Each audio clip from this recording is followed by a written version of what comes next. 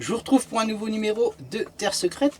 Je me suis dit, tant qu'à être confiné dans ce camion, autant essayer de chercher une idée sympathique pour vous faire partager certaines de mes vidéos. Et je me suis dit, tiens, on va retourner dans le passé et vous faire découvrir certaines de mes premières vidéos, c'est-à-dire mes premiers débuts quand j'ai commencé à me filmer dans la détection. C'est assez drôle parce qu'on y sent une certaine timidité au niveau de la caméra. Évidemment, les choses ont bien changé.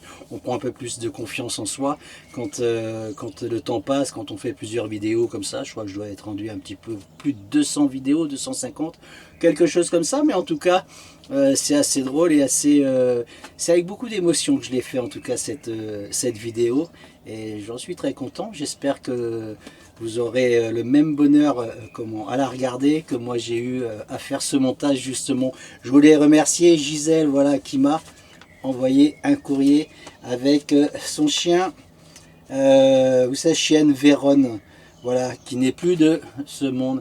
Merci Gisèle. Gisèle, c'est une amie qui a 83 ans et qui suit la chaîne de Terre Secrète depuis ses débuts. Alors merci et je vous fais un gros bisou Gisèle, merci beaucoup de votre fidélité. Et puis elle m'a dit que sa chienne Véronne lui faisait penser à Punchy. Voilà, c'est pour ça que je tenais à lui faire un petit clin d'œil. Merci beaucoup Gisèle pour votre courrier que j'ai reçu juste hier, que je suis allé chercher juste hier. Voilà, merci beaucoup en tout cas. Je vous laisse regarder cette vidéo et puis j'espère que vous prendrez beaucoup de plaisir à la regarder. Prenez soin de vous et puis vive la détection. Salut, ciao. Bon, j'ai pénétré un peu dans le bois, hein. J'ai fait une vingtaine de mètres, 20-30 mètres dans le bois là. On va prendre un peu au-dessus, hein. Je suis toujours avec mon fameux purée quand même, hein. Bon voilà, je suis un peu amoureux de mon purée, hein.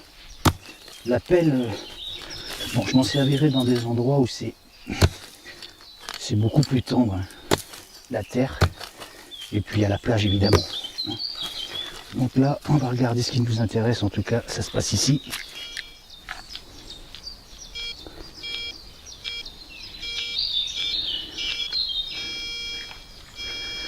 Oh, c'est sorti. Je vois pas l'aluminium. Oh, regardez, bah, j'ai déjà eu ça. Ah, ça c'est vraiment très cool. Celle-là, elle est pas creuse. C'est super sympa. Vraiment, deuxième trou, il fait super chaud. Je peux vous dire que je transpire. Ouais, je suis vraiment très content parce que je vous la montre. Franchement, voilà, j'ai fait, allez, 30 mètres, début de la forêt, une belle découverte. Voilà, deuxième trou. Franchement, que demander de mieux? Je suis très content, vraiment, je suis très content parce que je vais essayer de la nettoyer un petit peu. Bon ben, on va la nettoyer, je vous la montrerai et on en reparlera. Il est joli, franchement, j'aime beaucoup. Vous voyez le crucifix? Ça représente un soleil. Il manque des choses, hein, sur le crucifix. Je vais vous montrer une petite documentation. Je vais passer derrière la caméra et je vais vous montrer. Après, on va en reparler. Je vais vous montrer, regardez. Je vais venir. Il y a un peu de vent aujourd'hui, hein, j'espère que vous m'entendez bien. Voilà, hop là, et qu'il n'y ait pas de faux jours surtout, je sais pas trop. J'espère que vous... Bon, bien sûr, évidemment, j'ai plus le Christ, hein. Vous voyez en bas là, il y a une tête de mort, hein. Un crâne en fait. Le bois là à l'intérieur c'est de l'ébène, donc voilà, donc ce qui représente un soleil. Un petit parchemin, c'est de l'araméen, c'est écrit en araméen. Hop, le crâne en hébreu ça veut dire Golgotha. En fait Golgotha, c'est, on appelait ça le mont Golgotha, c'est une colline. Les Romains attachaient les condamnés à mort à des poteaux. Et c'est également en ces lieux que Jésus de Nazareth a été crucifié. Il y a beaucoup de choses inexpliquées qui se sont passées après, puisque le mont Golgotha est à Jérusalem, à l'extérieur de Jérusalem, hein, de la ville. Bon, les historiens n'ont jamais été trop d'accord sur le fait que Golgotha était à l'extérieur ou à l'intérieur de la ville. Il s'est passé des choses un peu inexpliquées, hein, sur le dernier souffle, hein, de Jésus-Christ, comme des tremblements de terre qui se seraient passés après, et des morts qui auraient ressuscité Voilà, c'est des croyances assez fortes. C'est compliqué de faire des recherches à ce niveau-là. Il y avait un temple à Jérusalem, il y a toujours un temple où il y avait deux lieux en fait. Il y avait un lieu saint et un lieu très saint. Dans le lieu très saint, en fait, un grand prêtre venait une fois par an dans ce lieu très saint. C'était restreint, peu de monde pouvait rentrer dans ce lieu très saint, à part des prêtres, ou ce grand prêtre en tout cas, il faisait ce qu'il avait à faire et repartait. Il venait une fois l'an, une fois par an en fait. Et quand Jésus a poussé son dernier cri, il y avait un voile qui séparait le lieu saint du lieu très saint, et ce voile s'est déchiré. Donc du coup, tout le monde a pu profiter du lieu saint et du lieu très saint. Je pense que c'est ce que Jésus-Christ voulait. Tout le monde était sur le même piédestal en fait. Après, chacun a ses croyances évidemment, bien sûr. Donc voilà, je vous le remonte, il est très joli, hein, ce crucifix, vous avez vu. Le bois d'ébène, là, c'est vraiment très agréable au toucher. Je vous assure, c'est vraiment...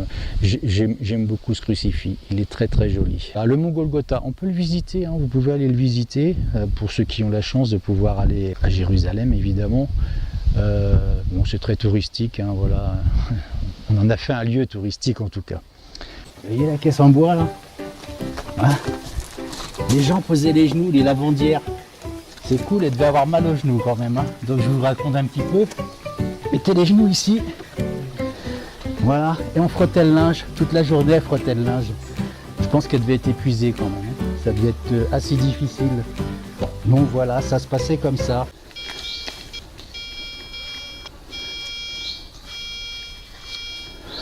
On va creuser. Donc vous voyez s'il y avait eu de l'eau. On peut mettre, si votre détecteur le permet, vous pouvez mettre la tête du détecteur, la plonger dans l'eau. Quand on sera au lavoir, je vous montrerai. Bon, je pense que chaque détecteuriste savent si son détecteur peut être mis à l'eau. Hein. Bon, celui-ci, on peut le mettre. Donc voilà. Bon, du coup, je sais plus où est bon. Voilà, c'était ici. On va creuser toujours. Oh là. Bon. Alors ici, vous voyez, c'est mou. Là, j'aurais pas dit non pour la pelle. Bon, j'ai un peu traîné avec le lavoir bon, tout à l'heure, mais j'avais vraiment envie de revoir cette dame. Parce que je savais qu'elle allait partir après. On va redonner un petit coup, voir si c'est sorti.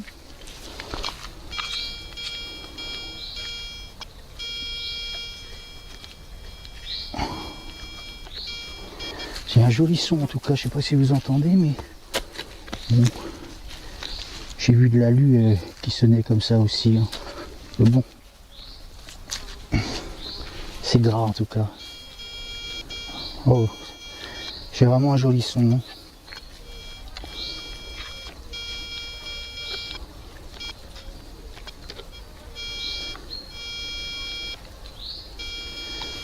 Ouais, franchement, ça doit pas être très profond maintenant.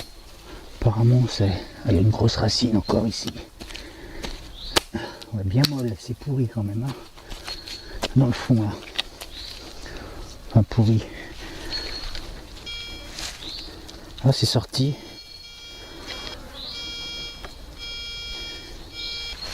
On va regarder ensemble, c'est sorti apparemment. Allez, on va salir les gants. C'est dans ma main. Oh, c'est dans ma main toujours. Oh, punaise, pitié. Oh, c'est ça. Oh, c'est du métal. C'est du métal encore. Oh non. Oh, c'est un joli insigne. C'est un insigne. C'est... Je tire un peu le détecteur vers moi. C'est un insigne de l'armée, je pense. Qui a l'air bien rouillé, qui a l'air bien plié. Il y a encore, oh, il y a des inscriptions. Il y a encore des inscriptions dessus. Je vais pas le déplier parce que je voudrais pas le casser. Par contre, eh ben, je vous donnerai plus de détails. Il a l'air sympa malgré tout. Hein. Bon, je vais regarder tout à l'heure. Et puis je ferai une recherche là-dessus. Je sais pas si vous voyez bien. Bon, c'est sale. Hein. C'est sale, c'est gras. Bon, voilà. Ça a l'air d'être un joli insigne militaire en tout cas. Je pense. Regardez comme il est joli cet insigne, l'insigne militaire. Il est beau malgré tout, vous avez vu. Je l'ai détordu, je l'ai nettoyé. J'ai pas trop forcé parce que bon, j'avais peur de le casser. En fait, c'est un insigne qui vient du porte-avions Arromanches. Arromanches, il a été rebaptisé Arromanches par la France, puisque c'était un bateau qui venait de la Royal Navy. C'est du 6 juin 1944. Il a été commissionné pour plusieurs missions, l'Indochine. Il a été aux côtés du Richelieu quand même, ce navire. Il a été détruit en 1978, enfin détruit pas par la guerre, il a été démoli dans une base navale. 6 juin 1944, vous savez, le débarquement de Normandie. Donc respect à tous ces hommes, je vous le remontre. Voilà, je trouve que c'est un joli insigne, vraiment.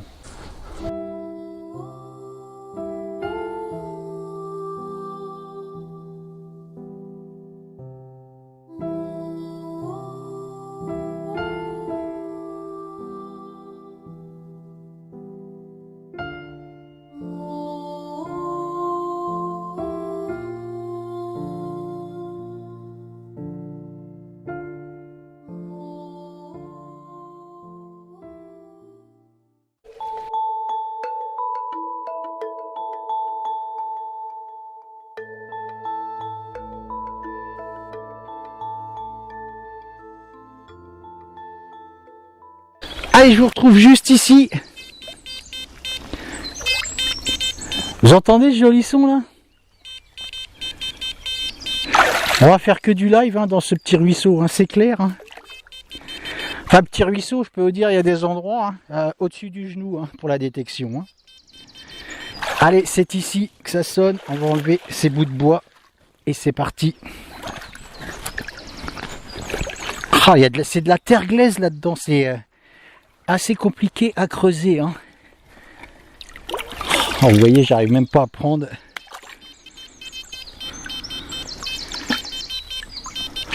D'où l'importance d'avoir, vous savez, les paniers qui filtrent, qu'on se sert pour la plage, vous savez bien. Alors, c'est parti. Qu'est-ce qu'il y a là-dedans?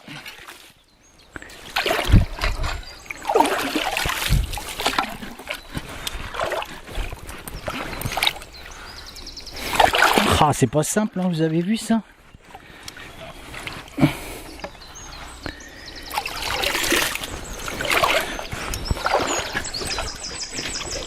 Je sais pas si vous entendez les oiseaux qui chantent là, c'est extra ici, le long de ce petit ruisseau là. C'est vraiment très cool. Alors, ça nous dit quoi ça?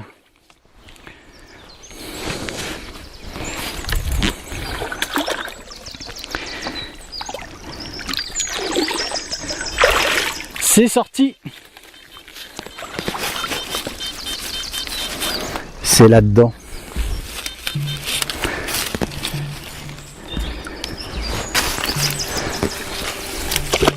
Oh, j'ai trouvé, regardez. C'est juste là, c'est une monnaie. Oh, c'est cool ça. Je vais m'approcher, je vais venir vous la montrer. Oh, regardez-moi ça, ça c'est sympa. Hop, je vais la rincer. Je vous montre ça. Et c'est une Louis XVI. Vous voyez ça? Alors ça c'est cool. Je vais la rincer. Vous voyez avec le bonnet phrygien là qu'on aperçoit? Voilà. Oh, mais ça c'est bien cool. On va continuer dans ce ruisseau et puis j'espère qu'on va faire de jolies découvertes encore.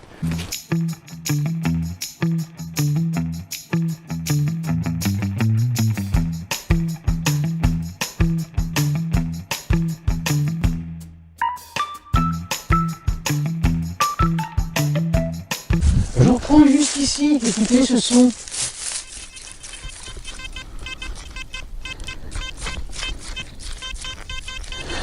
On va regarder ce qui se trame là-dedans. Je suis juste à côté de... Vous savez, je suis toujours dans le chemin. Il y a du bois qui a été coupé ici. Et il y a des sons, il y a des sons qui sont là. Il y a des déchets évidemment. Mais il y a des sons et ça c'en est un qui est joli, écoutez. On va regarder tout de suite ce qui se cache là-dedans.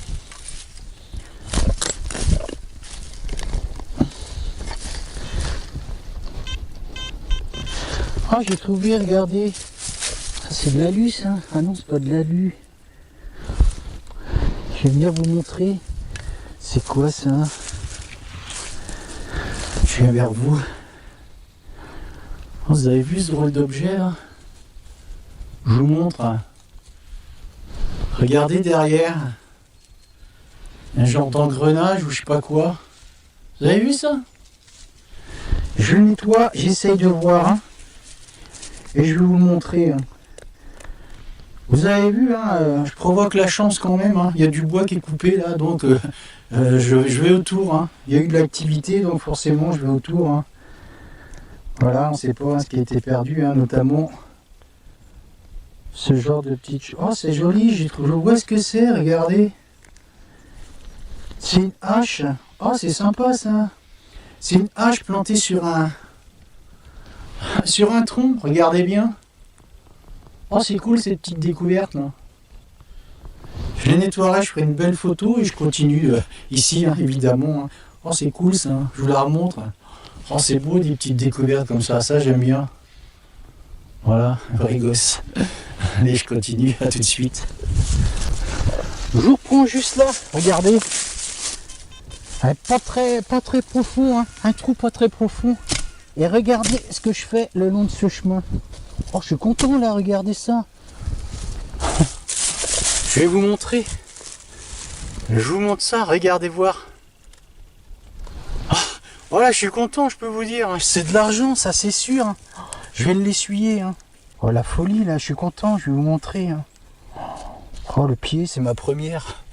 Je la partage avec vous, celle-ci. Hein. Je l'essuie, hein. Je prends un petit peu le temps là, franchement, pour une fois. Oh, elle va être belle cette monnaie, regardez ça. Franchement là.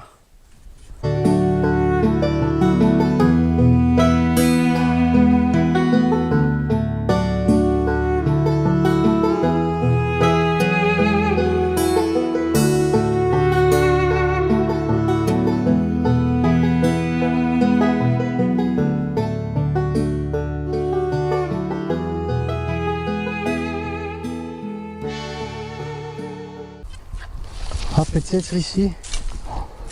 On va faire 3 km de trou là. Ah, vous entendez, c'est sorti, c'est là. On va regarder ensemble qu'est-ce qui se cache là-dedans. C'est dans ma main. C'est quoi ça? Ah, on dirait une dent.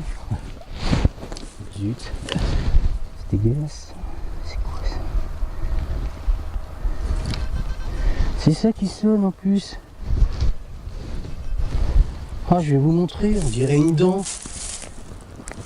Merde.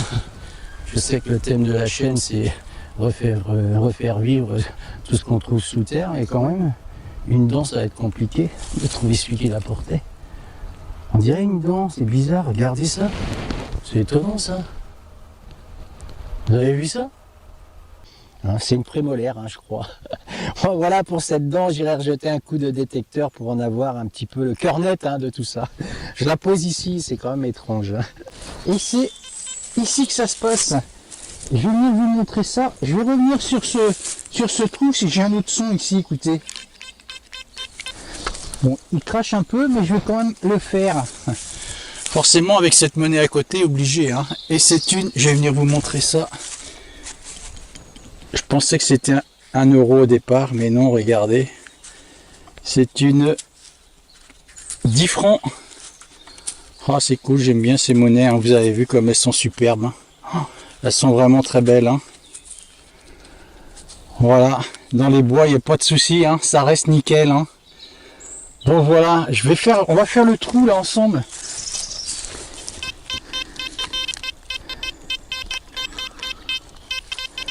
Ah, j'ai plusieurs sons ici d'ailleurs.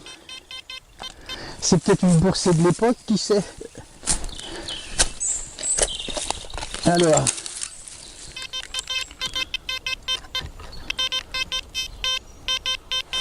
C'est sorti, hein, ça doit être là-dedans. C'est dans la motte là. Alors, qu'est-ce qui sonne comme ça? C'est dans celle-ci. Ah super, regardez, c'est une monnaie. Je crois que j'ai un autre son encore. Hein. Je vais venir vous montrer ça. Vous voyez ça? Allez, on va la regarder ensemble. Alors, c'est quoi ça? Bon, elle est tachée, hein. C'est une 20 centimes. Hop, vous voyez, on le voit, le vin bien. Voilà. Je la nettoierai pareil. Je vais redonner un coup de détecteur.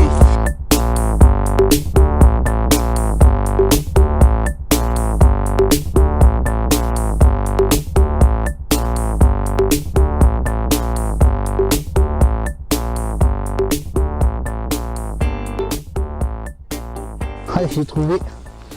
Allez, c'est une autre 10 francs. Je vais venir vous la montrer. Oh, c'est cool, hein. Vous voyez un peu. C'est une vieille boursée hein, d'avant les années 2000. Hein. Hop, rebelote. Une deuxième 10 francs. Oh, c'est cool ça. Restez là, on va continuer. Hein.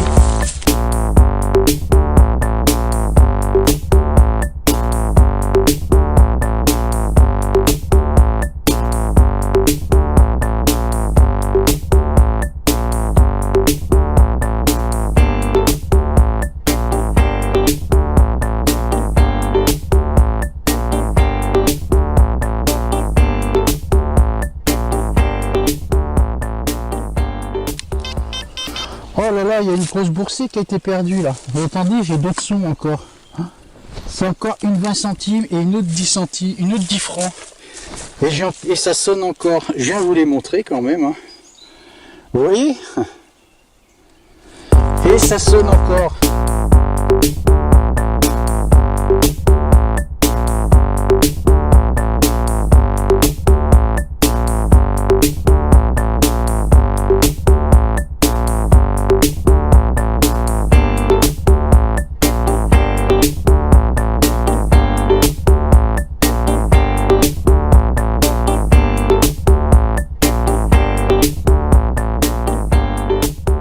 Alors, je pense que c'est une autre monnaie. Hein. C'est une 10 francs à nouveau.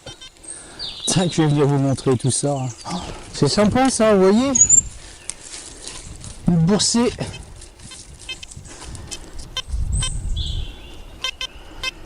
Ça sonne encore. Restez là. Allez.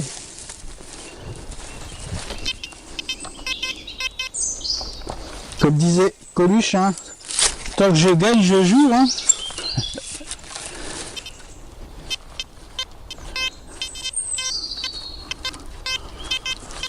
Alors, c'est quoi ça? Ah, c'est ça.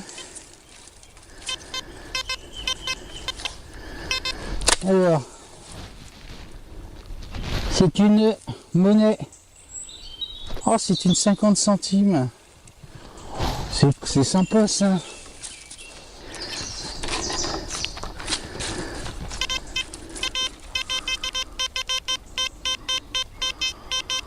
J'ai encore un son là, vous voyez? Oh, ça sonne partout là ce coup-ci. Hein. Une 50 centimes, je vais venir vous la montrer hein, forcément. Et j'ai un son ici. C'est une 20 centimes. Bon, vous voyez, c'est une boursée qui a été perdue. Hein. Allez, je pense que cette fois-ci, on aura fait le tour. Hein. Voilà. Je vais venir vous montrer ça.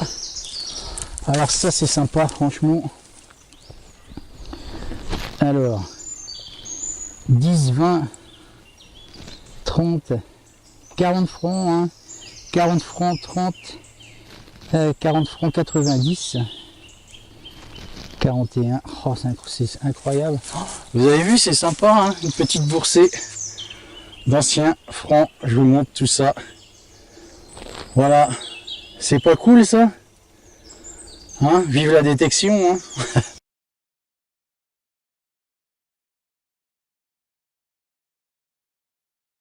Je vous reprends avec un nouveau son, juste là, et regardez ce que je trouve là. Oh, je sens qu'on va encore trouver.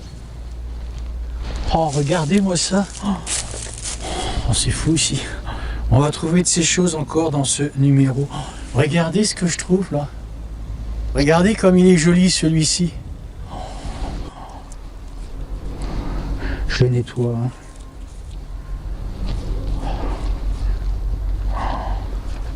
Je vais pas trop le frotter, ça bouge dedans. La figurine. Regardez comme c'est joli ça. Oh, c'est beau ça. Hein. Je vous mettrai une belle photo bien nettoyée. Je veux pas trop le frotter parce que vous voyez, ça bouge. Ça bouge là. J'aimerais pas que ça se casse ou que ça tombe. Hein. Je vais faire une jolie photo là-dessus. Je vais bien le nettoyer. Et je continue. C'est bien parti, je crois. Hein. À tout de suite.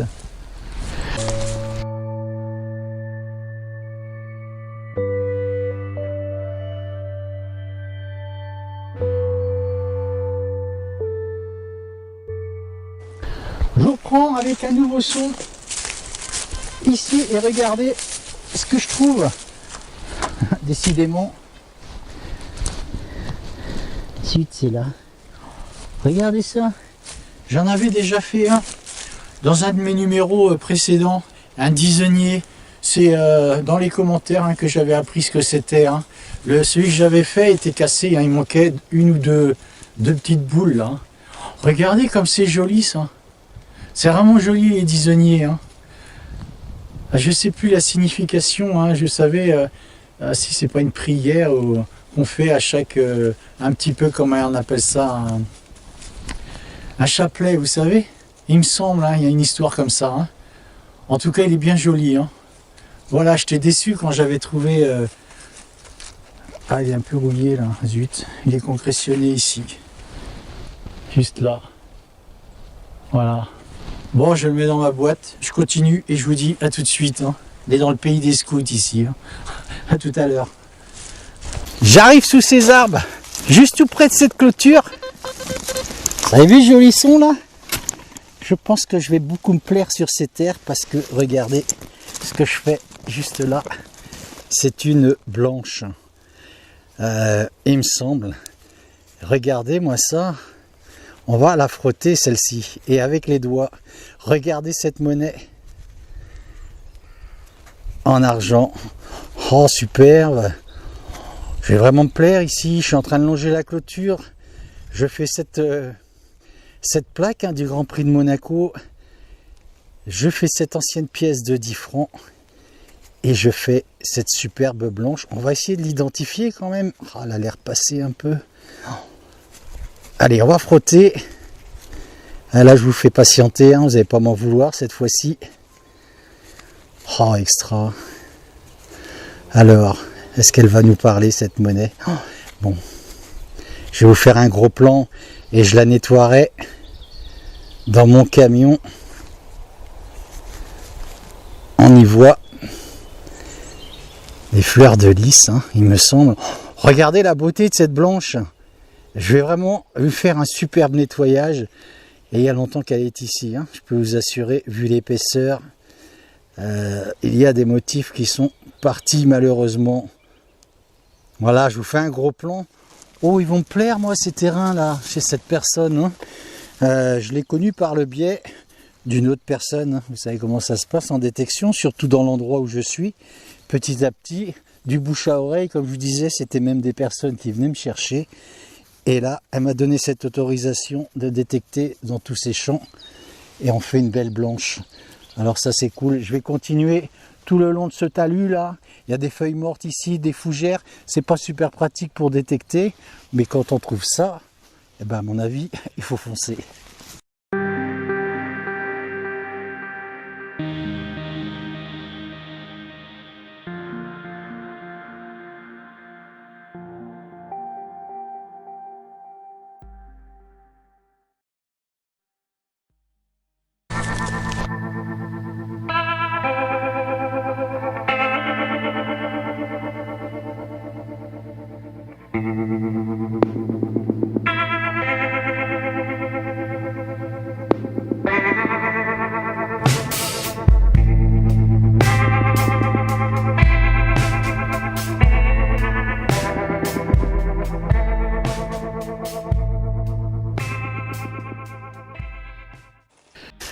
Quand je vous ai dit que ce numéro allait partir à toute allure avec cette plaque de Monaco justement, regardez ce que je fais juste ici. C'est une bague. Vous voyez ça? Alors là, je peux vous dire que chaque son, on va frissonner ici. On va la nettoyer. Je vais pas mettre les doigts. Ça, je peux vous dire que c'est quand même très âgé. Hein. Incroyable. Et à mon avis, c'était des gros doigts parce que vu la taille de cette chevalière, je vais pas trop insister. Hein. Vous savez pourquoi? Parce que je préfère vraiment attendre et la nettoyer tranquillement dans mon camion pour voir le résultat que ça donnera. Regardez-moi cette belle chevalière, très ancienne, hein, évidemment. Vous pouvez le constater, comme moi. Voilà, bon, on regardera ça dans le camion. Un bon nettoyage.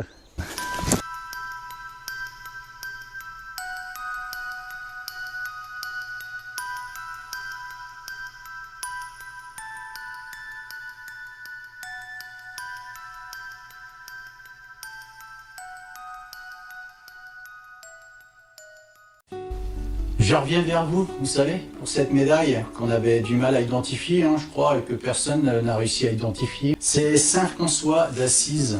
On va en parler un petit peu, hein, c'est un petit peu le but de Terre Secrète. Saint François d'Assise, hein, j'ai pris quelques notes, je suis content d'avoir retrouvé qui était ce personnage. Hein.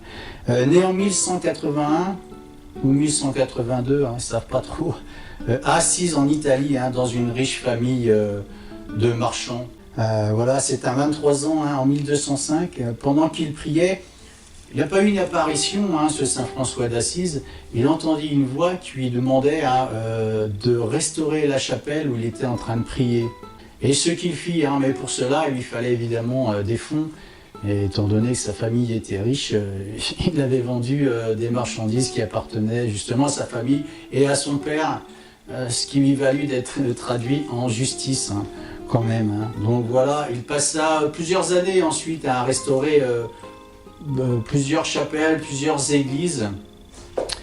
Il consacra un petit peu sa vie à la pauvreté en fait, hein, et à la maladie. Hein. Vous savez, les gens qui étaient atteints de la lèpre, hein, voilà, il s'occupait des lépreux. C'était un geste fort hein, à l'époque, hein, parce que dans ces temps-là, hein, je veux dire, les lépreux étaient considérés un petit peu comme, un petit peu beaucoup même, hein, comme des pestiférés. Vous savez, hein, les gens leur tournaient le dos, se bouchaient même le nez hein, quand ils passaient à côté. Hein. Voilà, Saint François d'Assise, lui, descendait de son cheval pour les embrasser sur la peau, hein, il les embrassait sur la peau, hein, et comment il leur donnait même un peu d'argent hein, pour les aider. Hein. Voilà, il décide hein, donc de mener une vie d'errance, hein, de vivre dans une pauvreté extrême. Il mourut en 1226 hein, à l'âge de 44 ans, hein, c'est jeune. Hein.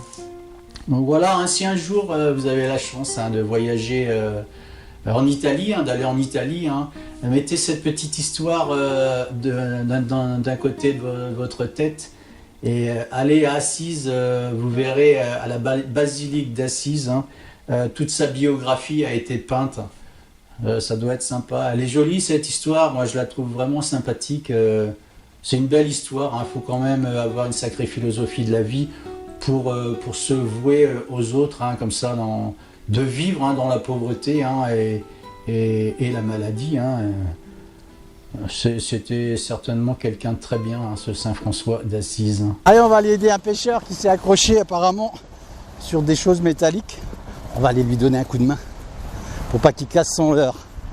Je suis avec Johan, mon fils, qui est venu nous rejoindre au Stade Rennais, et sa copine, Aline, qui est juste derrière nous. Alors chef, t'es accroché ou quoi? Allez, opération sauvetage.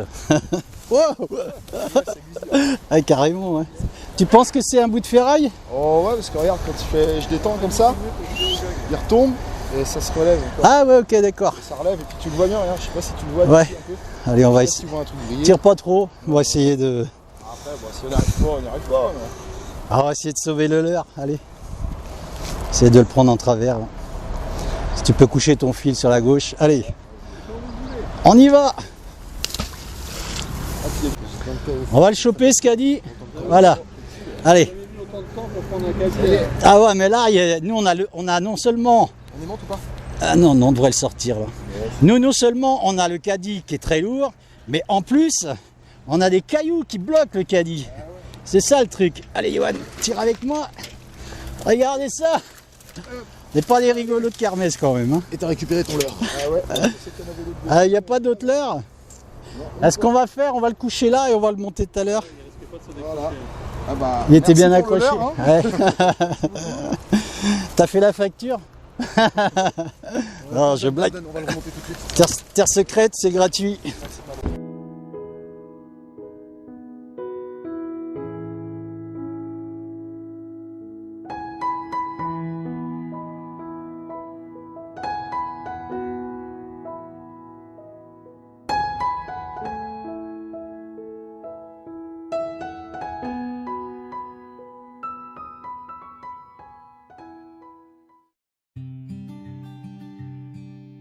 Situé sur la pointe de Beguerlanne, la pointe de la Lande, ce château marque l'entrée de la côte sauvage.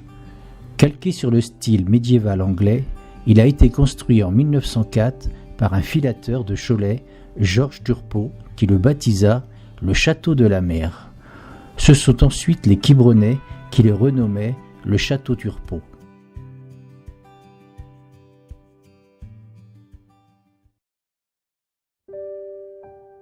La côte sauvage. Tournée vers l'ouest, elle s'étend sur 8 km depuis le château Turpot. Propriété du Conservatoire du Littoral, elle est sans cesse harcelée par la mer et les vents. Même par temps calme, les vagues viennent se fracasser bruyamment sur les falaises escarpées. L'érosion y a façonné d'innombrables criques, récifs, grottes et arches qui ne se dévoilent qu'à marée basse.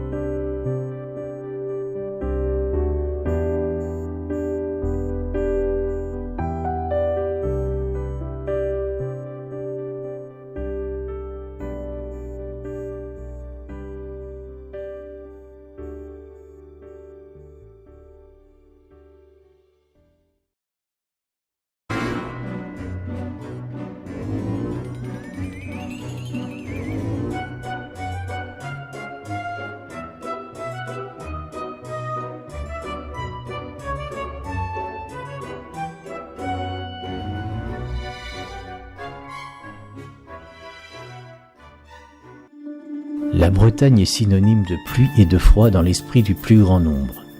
Il y pleut souvent, c'est indéniable, mais si l'on s'intéresse de plus près aux différents critères qui mesurent la pluie et l'ensoleillement, l'équation n'est pas si évidente que ça. Et si un jour l'envie vous prend de venir jusqu'ici, prenez donc un de ces chemins côtiers et venez donc longer cette superbe côte sauvage.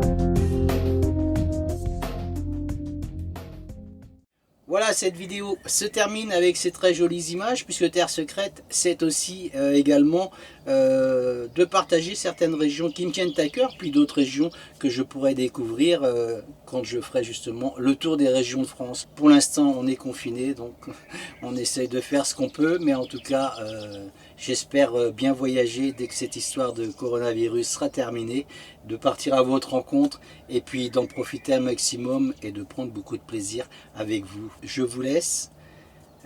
D'ici là, prenez soin de vous, portez-vous bien, vive la détection et bon courage à tous ceux qui sont confrontés justement à ce fichu virus. Salut, ciao!